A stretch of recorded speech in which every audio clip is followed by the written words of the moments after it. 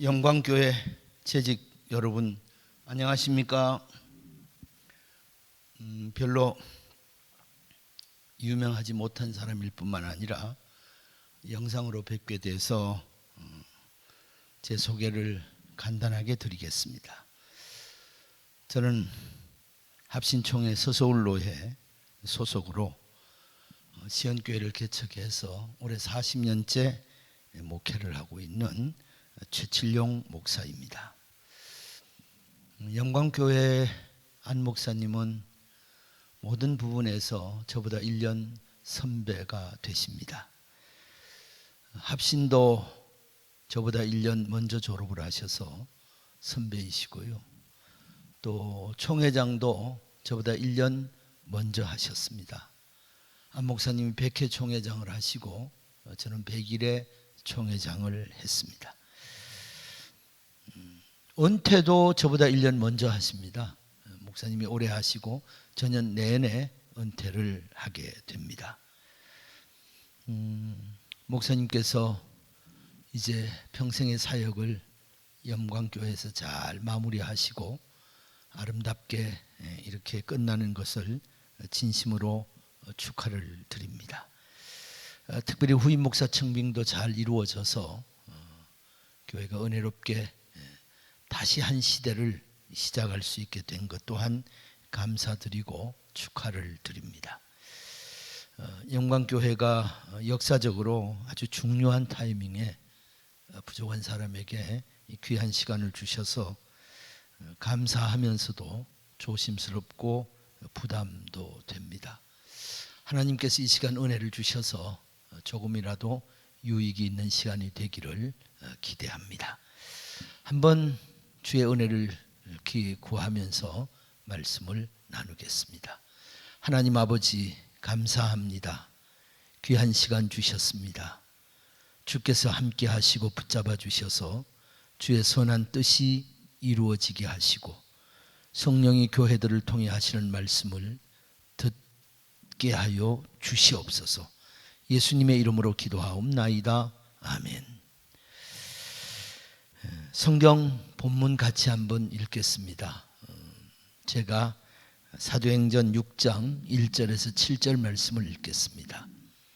그때 제자가 더 많아졌는데 헬라파 유대인들이 자기들의 과부들이 매일의 구제에 빠짐으로 히브리파 사람을 원망하니 12사도가 모두 제자를 불러 이르되 우리가 하나님의 말씀을 제쳐놓고 접대를 일삼는 것이 마땅하지 아니하니 형제들아 너희 가운데서 성령과 지혜가 충만하여 칭찬받는 사람 7을 택하라. 우리가 이 일을 그들에게 맡기고 우리는 오로지 기도하는 일과 말씀 사역에 힘쓰리라 하니 온 무리가 이 말을 기뻐하여 믿음과 성령이 충만한 사람 스데반과 또 빌립과 브로고로와 니가노로와 디몬과 바메나와 유대교에 입교한 안디옥 사람 니골라를 택하여 사도들 앞에 세우니 사도들이 기도하고 그들에게 안수하니라. 하나님의 말씀이 점점 왕성하여 예루살렘에 있는 제자의 수가 더 심히 많아지고 허다한 제사장의 무리도 이 도에 복종하니라. 아멘. 세상을 살면서 늘 느끼는 것이 가장 중요한 것이 가장 보편적이고 상식적이라는 것입니다. 교회 일도 마찬가지입니다.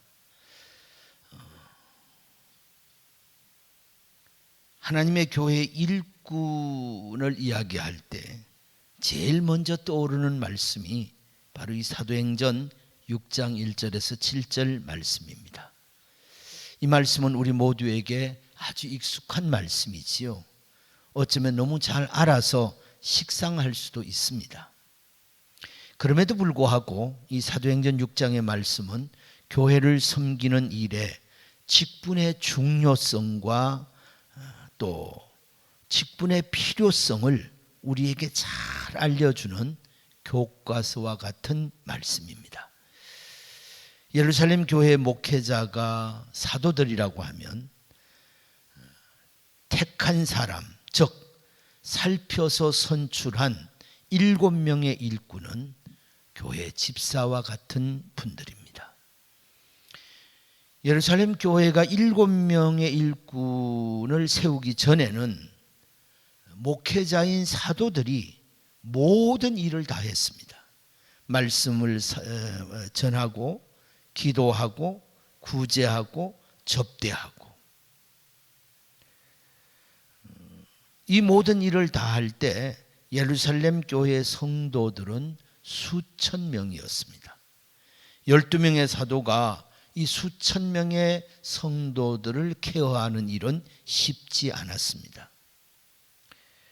예배 드리는 일부터 시작해서 설교를 하고 성경을 가르치고 또 그들을 위해 기도하고 구제하고 접대하는 일, 바쁘고 분주하고 힘에 버거웠을 것입니다. 일이 많고 바쁘면 그리고 힘에 겨우면 아무래도 지치기도 하고 또 질이 떨어지기도 하지요. 신경을 못 쓰는 부분도 있을 터이고 미처 생각하지 못한 부분도 있을 수 있을 것입니다. 그러다 보면 자연적으로 교회 안에 잡음이 생기지요. 불평하는 교인도 있고 원망하는 교인도 있고 속상해하는 교인도 있습니다. 시험에 드는 교인도 있지요. 이 모든 사실을 잘 안 사도들은 모든 교인들을 모아놓고 진심으로 사과합니다. 이유야 어찌 되었든 부족한 부분이 있었다고 솔직하게 시인합니다. 하나님의 말씀을 전하는 일에 소홀했다고 말합니다. 교인들에게 자신들이 말씀의 사역과 기도하는 일에 전심을 다할 터이니 구제와 접대하는 일꾼을 뽑자고 제안을 합니다. 성령과 지혜가 충만해서 칭찬 듣는 사람 7명을 뽑자고 했습니다. 예루살렘 교회 성도들은 사도들의 제안을 흔쾌히 그리고 기쁜 마음으로 받아들였습니다. 믿음과 성령이 충만하고 지혜롭고 칭찬 듣는 7명을 뽑아서 기도하고 사도들이 안수해서 일꾼으로 세웠습니다. 어쩌면 예루살렘 교회가 세운 7명의 일꾼이 오늘날 교회 재직의 원조라고도 할 수 있습니다. 재직이 뭐예요?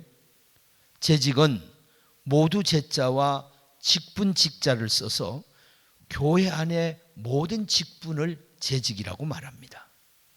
국어 사전을 보면 재직을 한 교회에서 여러 직책을 맡은 사람들을 재직이라고 했습니다. 우리 총회 헌법에도 재직회를 지교회 당회원과 집사를 합하여 재직회를 조직한다고 했고 교역자와 권사, 서리 집사에게 재직 회원권을 줄 수 있다고 했습니다. 이처럼 헌법에서도 재직을 교회 여러 직분자들을 두고 말씀하고 있습니다. 어떤 분들은 교회 재직을 청직이라고도 말하지요. 사실 영광교회처럼 역사와 전통이 있는 교회는 아마 재직들이 잘 훈련되고 체계가 잡혀 있을 줄로 믿습니다. 저도 40년 동안 목회를 하면서 교회 안에 이 재직의 중요성에 대해서 체험적으로 많이 알고 있습니다. 아쉬움이 있다면 아주 일부 사람들이 교회의 직분을 벼슬인 줄 알고 일은 제대로 안 하고 말로 폼만 잡는 사람들이 있습니다. 그러나 그런 분들은 극소수고 대부분의 재직들이 참 책임감 있게 신실하게 믿음으로 기도하고 섬기고 헌신하고 봉사하는 가운데 오늘 한국교회를 세워왔습니다. 그럼에도 불구하고 계속해서 좋은 재직이 되기 위해서는 지속적인 훈련과 자기 성찰이 필요한 줄로 압니다. 우리 이 시간 우리 자신을 다시 한번 점검하면서 이제 새 시대를 여는 시점에서 새로운 과거가 있기를 주의 이름으로 소원합니다. 첫째로 재직은 교회 안에서 성도들의 인정을 받아야 합니다. 성경을 보면 교회 일꾼을 뽑을 때는 늘 기준을 제시했습니다. 가령 예를 들면 출애굽한 이스라엘 백성들이 광야에서 모세가 모든 일을 다 했습니다. 너무 지쳤습니다. 누군가가 도와줄 사람이 필요했습니다. 그래서 협력자를 뽑았는데 그들이 1000부장, 100부장, 50부장, 10부장이었습니다.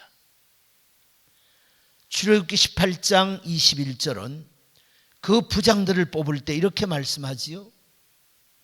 너는 또 온 백성 가운데서 능력 있는 사람들, 곧 하나님을 두려워하며 진실하며 불의한 이익을 미워하는 자를 살펴서 백성 위에 세워 1000부장과 100부장과 50부장과 10부장을 삼아 라고 말씀을 합니다. 능력 있는 사람이 누구예요? 하나님을 두려워하는 사람이에요. 능력 있는 사람은 진실한 사람입니다. 능력 있는 사람은 불의한 이익을 미워하는 사람이지요. 정리하면 백성들에게 인정을 받는 사람입니다. 하나님을 우습게 하는 사람을 인정할 수 없지 않습니까? 맨날 거짓말하고 정직하지 못한 사람을 인정할 수가 없습니다. 맨날 사기치고 불의한 이익을 얻기 위해 돌아다니는 사람을 우리가 어떻게 인정할 수 있겠습니까? 적어도 백성의 지도자로서 그 백성을 이끌어가기 위해서는 하나님을 두려워해야 되고 진실해야 되고 불의한 이익을 미워해서 백성들의 본이 되고 백성의 인정을 받는 사람을 부장으로 세워야 한다는 것입니다. 바울 사도도 마찬가지입니다. 목회서신에서 목사를 도와 하나님의 교회를 세우는 일에 동력자를 세울 때 이런 자격을 가진 사람이어야 한다고 말합니다. 디모데 3장에 보면 특별히 인간 됨됨이를 강조하고 있습니다. 도덕적으로나 인격적으로 존경받고 인정한 사람을 직분자로 세우라는 것입니다.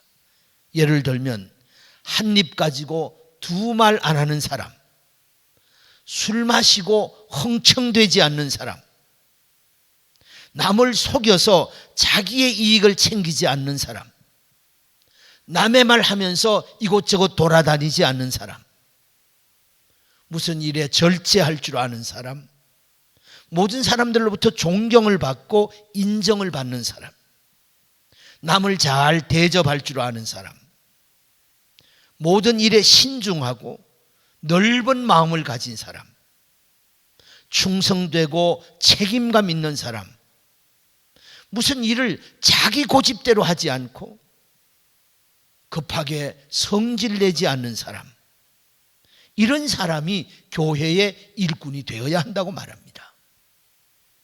한마디로 묶어 말하면 모든 교회 성도들에게 인정받는 사람입니다.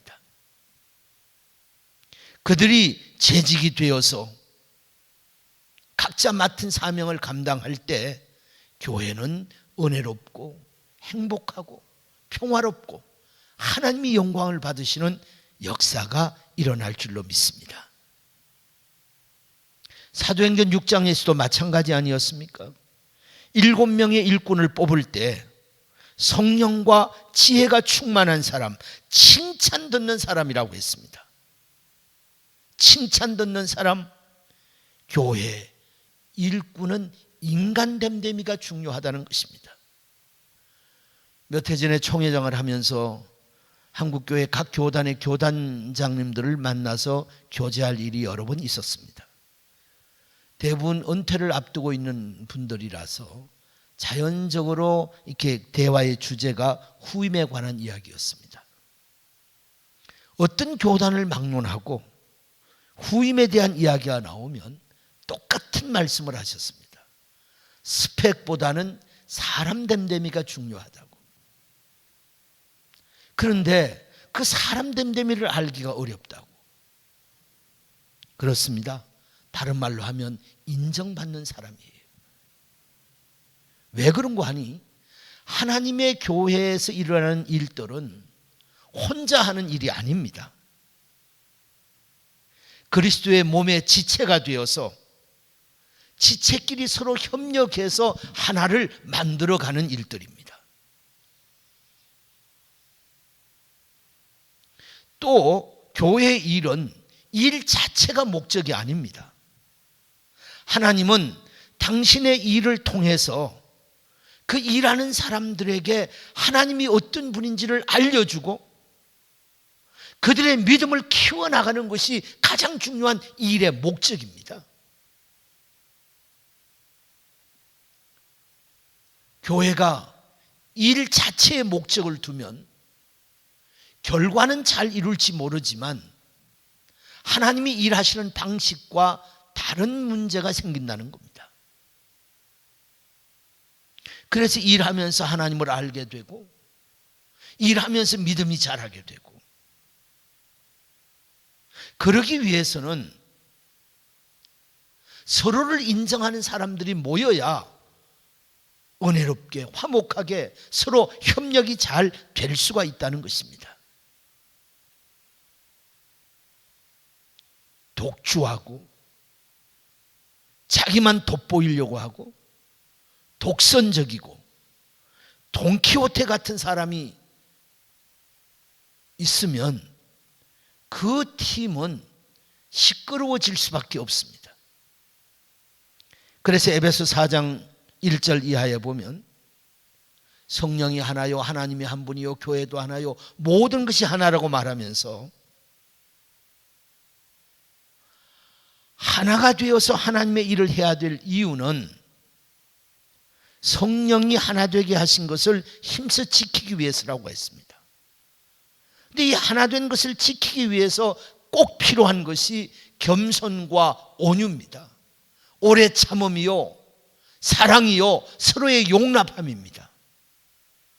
평화의 줄로 묶어야 한다고 했습니다. 이 일은 서로 인정할 때 모든 성도들에게 인정받는 인격을 가진 재직이 될 때입니다. 인정받는 일꾼. 스펙으로 인정받는 거 아닙니다. 그의 인격과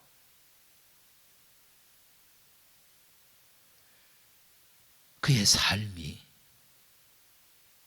성도들의 눈에 본받고 싶어야 하는 것입니다.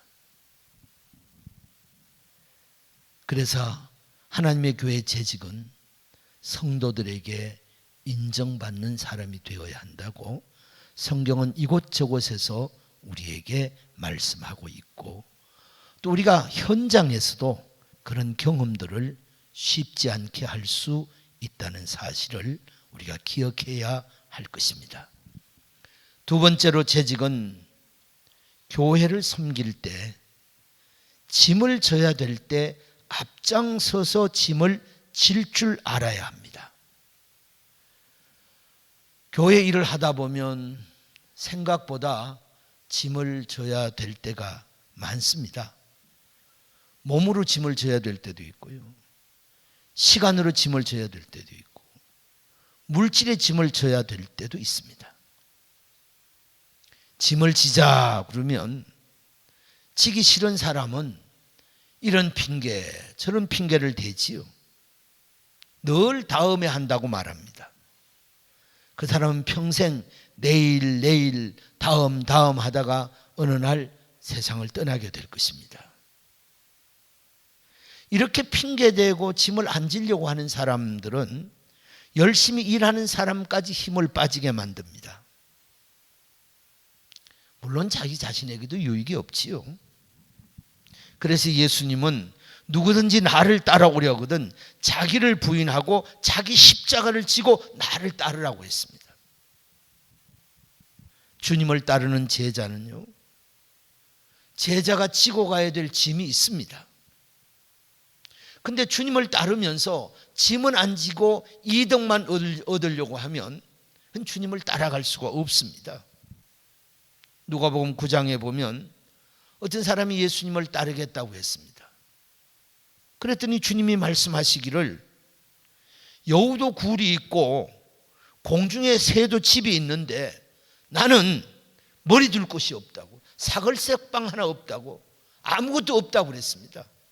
아마 주님이 이 말씀을 하셨던 이유는 그 사람이 예수를 따르면 뭔가 얻을 것이 있을 것이라고 생각했던 것 같습니다. 짐은 지지 않고 자기의 유익만 생각하면 주님을 따라갈 수가 없다는 것입니다. 주님을 따르는 자들은 짐을 질 각오를 해야 합니다.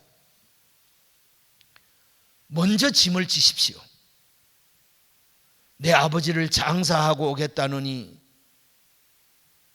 가족과 작별하고 오겠다느니 주님이 주신 짐을 지는 일을 2순위, 3순위, 4순위로 미루지 말고 1순위로 지고 가면 하나님께서 나머지 놀라운 은혜를 부어주실 줄 믿습니다.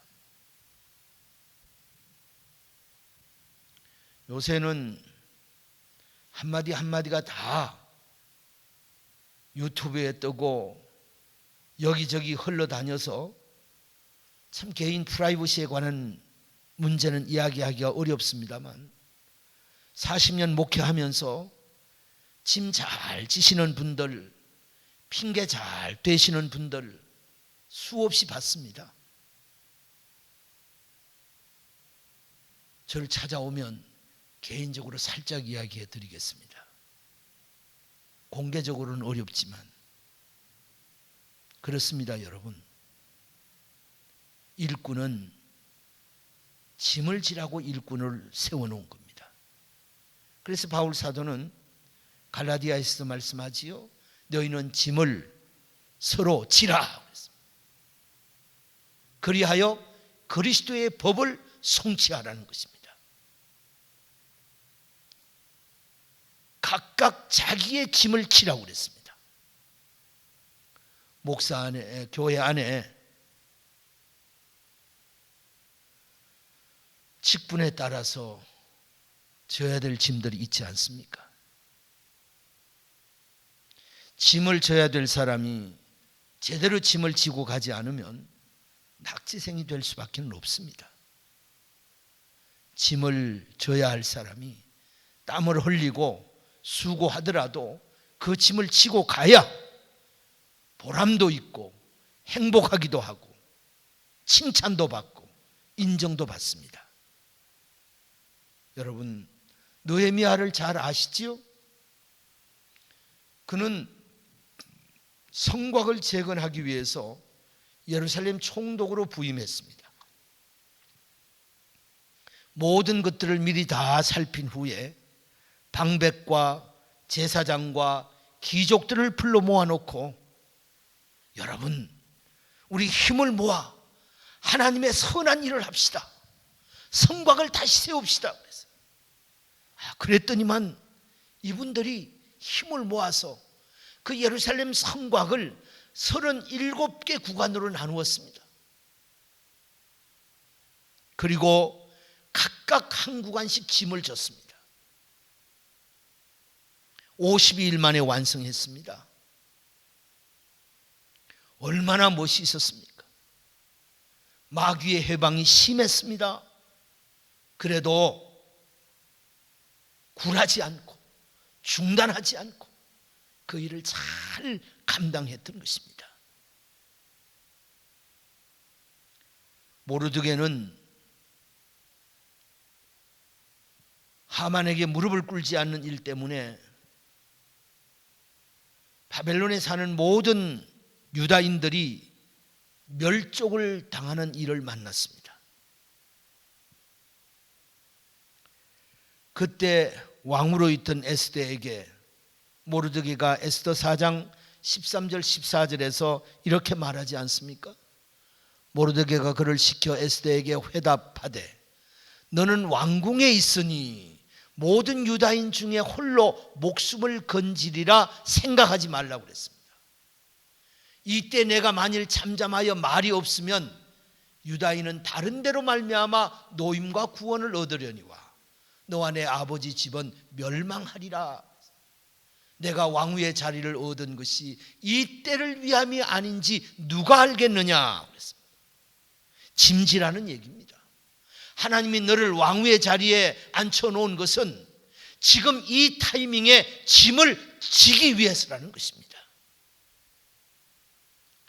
에스더는 그 말씀을 듣고 죽으면 죽으리라 믿음으로 기도하며 짐을 쳤을 때 온 민족을 다 구할 뿐만 아니라 모르드게도 에스더도 더 존귀해진 것을 우리는 잘 기억하고 있습니다. 등산을 하는 사람이 짐이 무겁다고 아무것도 안 가지고 빈손으로 긴 등반을 하면 나중에 죽습니다. 근데 좀 힘들고 어렵지만 필요한 것들을 배낭에 집어넣어서 짊어지고 올라가면 정상에 올라갔을 때 그 배낭에 있는 것들이 자기가 지고 온 짐이 자기를 살리지 않습니까? 여러분도 잘 아는 이야기지요. 물론 그저 이야기입니다. 예수님이 어느 날 제자들에게 돌멩이 하나씩 들고 산으로 올라가자고 그랬대요. 제자들은 다 머리를 굴렸습니다. 산 꼭대기까지 돌멩이 짊어지고 가는 게 얼마나 무거운데, 그래서 전부 자그마한 공깃돌만한 돌멩이를 하나씩 들고 올라갔고, 어떤 사람은 주먹만한 걸 들고 올라갔습니다. 베드로는 큼직한 걸 들고 땀을 삐질삐질 흘리면서 올라갔다고 합니다. 정상에 올라가서 그 돌을 앞에 놓고 주님이 기도를 했습니다. 기도가 끝나고 눈을 떠보니까 자기들이 들고 온 돌덩어리가 떡덩어리가 되었더랍니다. 공깃돌만한 돌을 들고 온 사람은 떡덩어리가 요만했겠지요. 베드로 앞에는 이만한 떡덩어리가 있었습니다. 여러분, 내가 지고 가는 짐은 나에게 복이 될 줄로 믿습니다. 그래서 재직으로 교회를 섬길 때 교회 안에서 여러분 져야 될 짐이 있으면 믿음으로 즐거운 마음으로 눈치 보지 말고 남과 비교하지 말고 최선을 다해서 지고 가십시오. 복됩니다. 하나님이 기억하십니다. 마지막으로 재직은 담임 목사님과 한 마음이 되어서 동력자가 될 수 있어야 합니다. 목회는 목사 혼자서 하는 거 아닙니다. 목사 혼자서 할 만큼 목사가 그렇게 전능자가 아닙니다. 바울 사도가 얼마나 위대한 분입니까? 바울 사도가 자기 능력이 있어서 그렇게 큰 사역을 이룬 것이 아니고 그의 주변에는 좋은 동력자들이 여러 명 있었습니다. 특별히 로마서 16장 3, 4절에는 브리스길라와 아굴라에 대해서 말하지 않습니까? 너희는 그리스도 예수 안에서 나의 동력자들인 브리스가와 아굴라에게 문안하라고요. 그들은 내 목숨을 위하여 자기들의 목까지 내어놓았으니 나뿐 아니라 이방인의 모든 교회도 그에게 감사한다고 그랬습니다. 브리스길라와 아굴라는 바울 사도의 좋은 동력자였습니다. 바울의 목회를 위해서 자기들의 목을 내놓았다고 목숨 걸고 동력을 했습니다. 그를 아는 모든 사람들이 그에게 감사했습니다. 참 좋은 동력자였습니다. 골로새서 4장에 보면 두기고에 관한 이야기가 나오지 않습니까? 두기고가 내 사정을 다 너희에게 알려주리니 그는 사랑받는 형제라고요. 신실한 일꾼이라고요. 주 안에서 함께 종이 된 자라고 했습니다. 내가 그를 특별히 너희에게 보내는 것은 너희로 우리 사정을 알게 하고 내 마음을 위로하게 하려 함이라 그랬어요. 바울 사도에게 두기고와 같은 이런 동력자가 있었기에 마음 놓고 그에게 모든 일을 맡길 수 있었고 함께 할 수 있었고 하나님의 뜻을 함께 이룰 수 있었던 것입니다. 바울 사도에게는 그 외에도 많았습니다. 사랑받는 의원 누가도 있었고 빌립보 감옥에 함께 갇혔던 실라도 있었습니다. 골로새에 빌레몬도 있었고 믿을 만한 갱그리아 교회 베베도 있었습니다. 늘 어머니의 역할을 해주던 루포의 어머니도 있었고 바울의 마음을 시원하게 해주고 그 부족한 것을 채워주는 고린도 교회에 스데바나나 버드나도도 있었습니다. 바울이 로마 감옥에 있을 때 목숨 걸고 물질의 도움을 주기 위해서 협력한 빌립보 교회와 에바브로디도도 있었습니다. 이들은 일생의 동력자였습니다.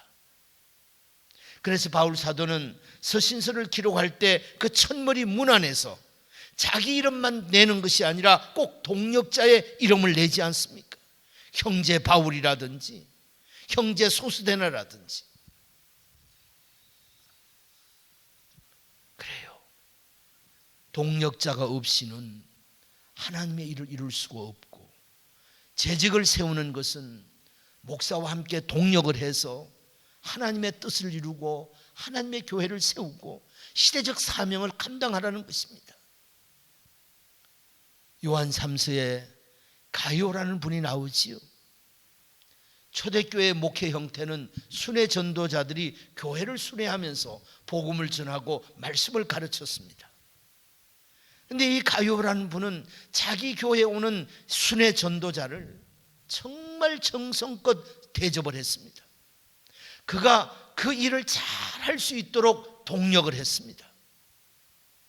그 소식을 들은 사도 요한이 너무 좋아서 가이오를 사랑한다고, 너는 영혼이 잘된 사람이라고, 너는 나의 기쁨이라고, 너는 진리의 동력자라고 칭찬을 했습니다. 인정을 했습니다.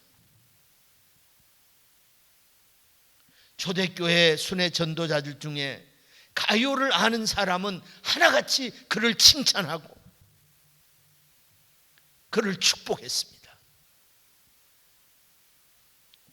초대교회 하나님의 역사를 이루는데 참으로 귀한 재직이었고 동력자였습니다.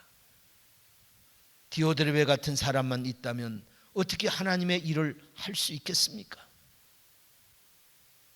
요한은 가이오의 수고를 인정하면서 내 영혼이 잘 된 것처럼 내가 범사가 잘 되고 건강하라고 기도하는 것을 보았습니다.